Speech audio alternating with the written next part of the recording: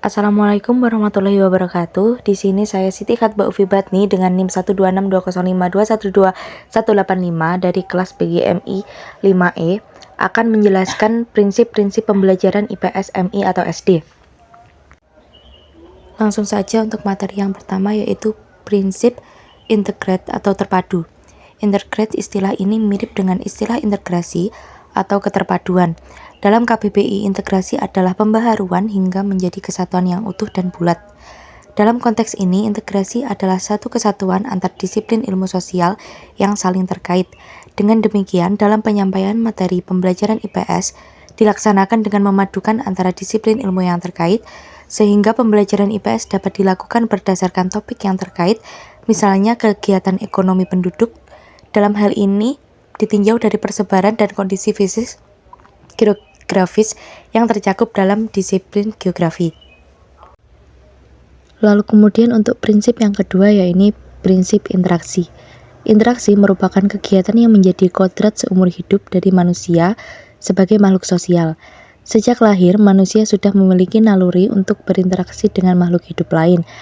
Dengan bertambahnya umur dan juga bertambah luasnya pergaulan, maka interaksi yang terjadi semakin luas, sehingga dalam konteks ini, pembelajaran IPS menjadi dasar yang mendidik peserta didik agar memiliki pengetahuan tentang bentuk interaksi secara umum dan juga mendidik peserta didik agar mampu dan terbiasa berinteraksi dengan sesama makhluk hidup lain.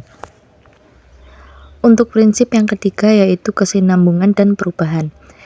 Pembelajaran IPS juga harus bersinambung karena pada dasarnya materi dan pemahaman peserta didik harus sambung menyambung, sehingga peserta didik lebih mudah dan cepat memahami materi yang disampaikan. Selain harus bersinambung, pembelajaran IPS juga harus mengikuti perubahan. Hal ini karena manusia sebagai objek utama pembelajaran IPS terus mengalami perubahan sesuai dengan berjalannya waktu serta perkembangan ilmu pengetahuan dan teknologi. Prinsip yang keempat, yaitu prinsip kooperatif. Kooperatif dalam KBBI berarti bekerja sama atau membantu. Dalam pembelajaran, kita mengenal cooperative learning, yaitu sistem pembelajaran yang memberi kesempatan pada peserta didik untuk saling berinteraksi dan bekerja sama dengan peserta didik lain.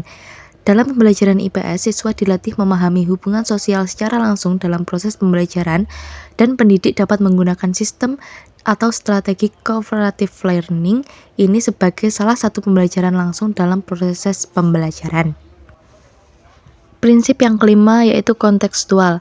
Salah satu prinsip dasar pembelajaran IPS adalah kontekstual, yaitu dalam proses pembelajaran peserta didik diarahkan untuk belajar tidak hanya dari materi yang bersumber dari buku, akan tetapi dari materi yang bersifat ada di sekitar peserta didik, baik lingkup keluarga, teman sebaya, maupun lingkup lainnya.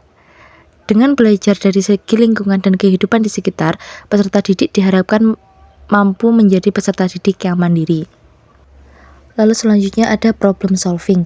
Pembelajaran IPS di MI atau SD, peserta didik juga dididik supaya mampu mengetahui, memahami, mencari solusi dalam masalah sosial yang terjadi pada diri peserta didik beserta lingkungan di sekitarnya, karena dalam pembelajaran berbasis masalah, peserta didik dilibatkan meneliti informasi yang spesifik untuk sampai pada kesimpulan yang belum ditetapkan sebelumnya.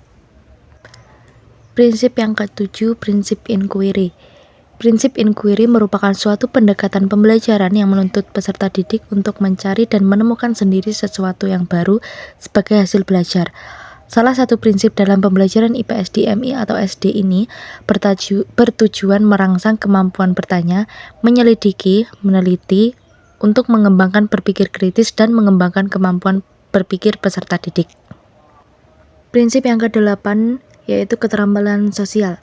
Dalam konteks pembelajaran IPS, keterampilan yang harus diketahui dan dikuasai oleh peserta didik adalah keterampilan sosial, yaitu keterampilan bekerja sama, bergotong royong, tolong-menolong, dan lain sebagainya. Jadi dalam pengertian ini, keterampilan sosial adalah keterampilan peserta didik dalam melakukan kegiatan-kegiatan makhluk hidup sosial guna memenuhi kebutuhan masyarakat. Baik, sekian materi yang dapat saya sampaikan. Ada kurang lebihnya mohon maaf. Wassalamualaikum warahmatullahi wabarakatuh.